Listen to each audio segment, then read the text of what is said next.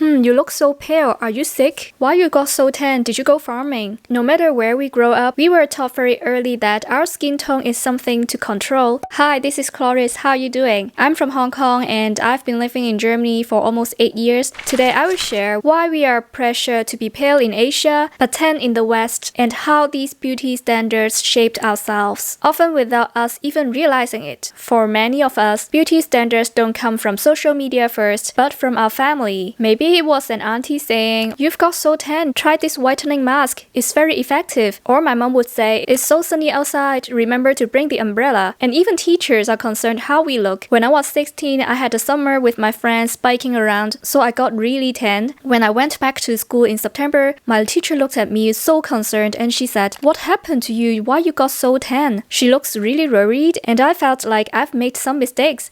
And I just say, yeah, I went biking with other classmates and it was fun. I don't remember if I put on sunscreen or not, but I just got really tan. I didn't care, but this made me feel like maybe it's not a good idea to get tan. It just seems so wrong. Our skin tone is often being noticed, evaluated. However, when I traveled abroad in Europe, my friend said to me, "Girl, you look so pale. Do you want to come to the beach with us? You need some color." Or in Germany, people would say, "Du siehst aus wie eine Käse, bist du krank?" Or "Du bist so blass, bist du krank?" In my hometown, people would say, "What did you do for your vacation? Did you go farming? You look so tan." People might say these out of concern and out of care. It's not cruelty, but at the same time, it still conveyed some ideology or hidden mindset in the society. These might be just the social norms that we adopted without even noticing why we think looking certain way is better than the other, and that kind of concept just got stuck in our mind until we realized that this concept doesn't even exist in another culture. In many East Asian cultures, the preference for pale skin goes back hundreds or even thousands of years, so historically, pale skin symbolized status and femininity. If your skin is light, that meant that you didn't have to work outdoors for hours, you were protected from the sun, you were wealthy enough not to labor. Meanwhile, darker skin became associated with lower social class or farm work. Over time, this became deeply embedded in beauty culture, like avoiding the sun at all costs, carrying umbrella, gloves, skincare marketed as brightening or whitening, the belief that light skin equals refinement and beauty. I remember in 2017, I was traveling in Myanmar. The sun was so strong, I was carrying the umbrella with me because in Myanmar, it didn't feel awkward. Everyone was doing the same. We all just carry the umbrella with us, and they even have this powder on their face to protect them from the sun. And I think it's a really interesting culture. They would put this powder on their face. While everyone was doing that, it didn't feel awkward at all. I really like how they keep this kind of culture themselves with the natural resources that they have. During that time, I didn't want to get tan, and I felt so relieved that other people were also carrying umbrella, and they just look so cute. But my skin tone is always kind of pale compared to many Asian people. So sometimes people did stare at me because I just look like a foreigner and I looked so pale. But one thing in common between our cultures is that we need to protect ourselves from the sun because the sun is so strong in our region. In East Asian culture, especially in Chinese culture, people admire pale skin. For example, there's a term called 白富美. It sounds like a Chinese female name, which literally means pale, rich, and beautiful. Also, there's a male version of this, 高富帅, which literally means tall, rich, handsome. So it's like the society has already set some standards for us to achieve, no matter where you are a man or a woman. Even though we know it's arbitrary, the pressure can still feel real. Besides the historical factor, I think the climate also plays an important role, affecting our mindset and behaviors. For example, my hometown Hong Kong or Singapore, in these places, it's always sunny, hot, and humid. It's just completely different from where I am now in Germany. Back home, our winter time is very short. I still remember in December, it was still like 20 degrees at a certain point. It was too warm and people were still wearing short sleeves. While sunlight is not in scarcity, people can just get tan anytime spending time outdoor, then it's not a unique symbol of vacation. Therefore, being tan is more associated with hard labor than going on vacations. And I also had another funny story, which happened in Spain. One summer, I joined the Spanish summer course, which is in Salamanca. So my friend and I shared the flat with another Dutch girl. During that time, I think it's June or July, so it's really hot. In the afternoon, it could be like 35 or 37 degrees Celsius.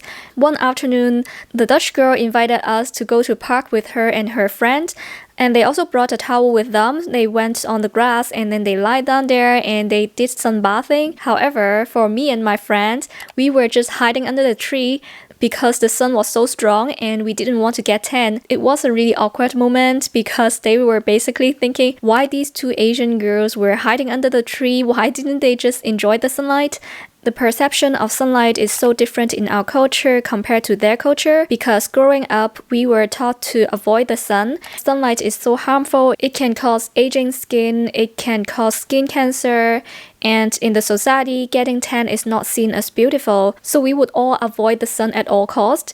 I didn't even know the association of tan skin with wealth and health in the Western world until my Spanish professor told us. Back then, it was a very eye-opening concept to us, and some friends with tan skin were so flattered because this might be the first time in their life they received compliments on their skin tone and feel appreciated. If you are interested in beauty standards in different cultures in terms of body shape, facial features, or skin tones, you can check out this video. I shared my discoveries of beauty standards in different cultures from my experience. On the other side of the world, in the West, they actually didn't prefer tan skin until the 20th century. Before that, pale skin symbolized wealth in Europe and North America, just like in Asia. As industrialization grew, working indoor became common, travel and leisure became luxuries. Therefore, all of a sudden, being tan meant you had time off, you could afford vacation, you live in a very active outdoor style, and then tan skin became associated with attractiveness, youth, health, and wealth.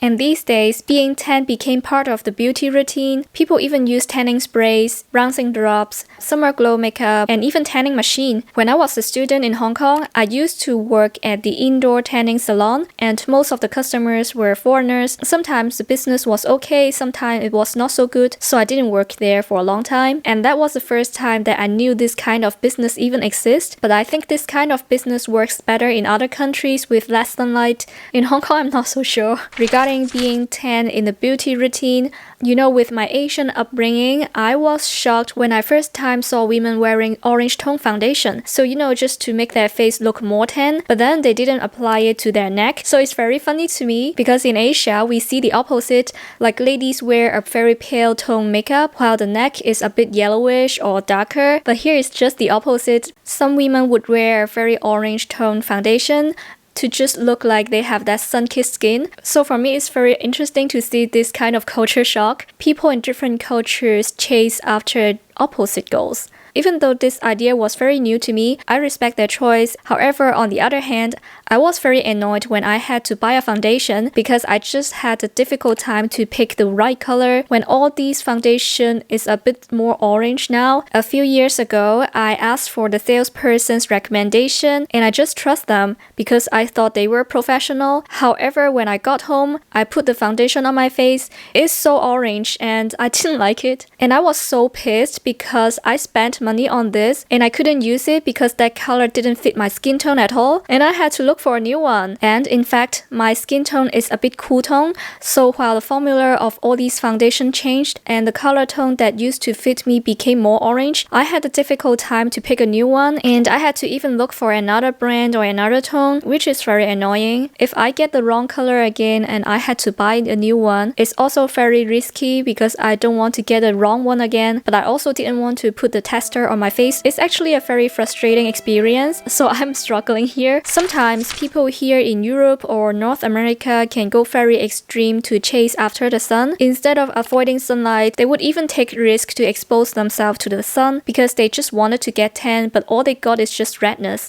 and they don't even wear sunscreen, which is very risky. So yeah, after living here for longer, I started to appreciate my skin more. I used to hate my skin because it's so oily, it's easy to get redness and acne, but now I think my skin tone can be very flexible because I can be pale when I don't take a lot of sunlight, and I can get tan as well when I'm doing outdoor activities or water activities. In fact, wearing sunscreen is my habit that I've been doing since I was a teenager because I had acne and I couldn't expose that much to the sun. So I basically wear sunscreen sunscreen all year round because I wanted to prevent pigmentation, but I can see that it could be very exhausting for some people if they couldn't get tan or couldn't get pale. But after all, what we can do is just to choose whatever works the best for us and not to chase the trends or fulfill the social norms blindly. After I've learned all these beauty norms in different cultures, I've realized that we can never satisfy all these standards. What we can do is just to appreciate ourselves more. Like 10 years ago when I was in Tenerife, I was so scared of the sun, so I would just go to the beach in the evening when the sun was not that strong. But last year when I went there again, I finally enjoyed the sun. Of course, I still put on sunscreen and I reapplied it during the day, but I don't mind getting tan anymore. So I would just enjoy water activities and sunbathing there, and to make very good use of the nice weather, because after living in Germany for a few years, I think sunlight is very rare, especially in winter. So I started to understand why Europeans are so crazy for sunbathing. If I were to have vacation, I would choose also go somewhere with sunshine and beaches. Beauty standards don't just change how we look, but also how we monitor ourselves. In my last video, I talked about how I heal from my appearance anxiety, and currently I have got this one interesting observation is that men are always saying that they don't like makeup, or they would make some comments about makeup. To be honest, it's actually quite interesting to see guys have stronger opinion on makeup than women, because some men would see it as a tool for women to hide themselves,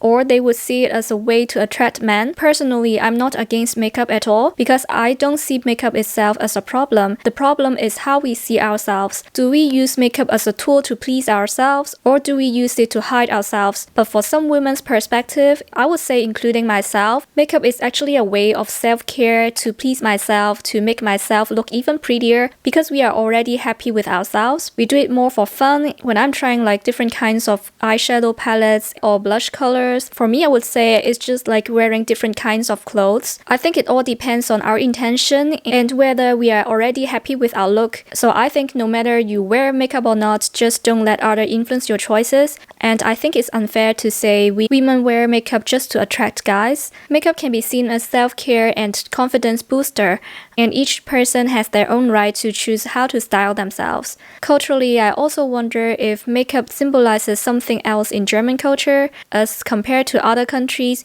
women here don't wear much makeup. Perhaps someone here wearing makeup would symbolize that they go clubbing often, or they would look very different without makeup. These days, social media doesn't just create trends, but also amplifies them. I often see these filters in Asia that make people's skin look unnatural and pale. They don't even look like photos anymore, but more like animes or pictures. There are many types of filters, such as lightened skins, smooth texture, adding warmth or tan, and gradually over time, it just shows us what is considered acceptable and what is not. Editing becomes normal and comparison becomes automatic. Being natural starts to feel unfinished. This pressure became global now. Some male friends or other dates told me that they've met some women on dating app who look completely different from the photos. And a few months ago, I met another client who looks also very different from his LinkedIn photo, and my colleague told me that this is catfishing. With social media these days, a beauty ideal can easily travel from one culture to another, and suddenly we are comparing ourselves to people with different genetics,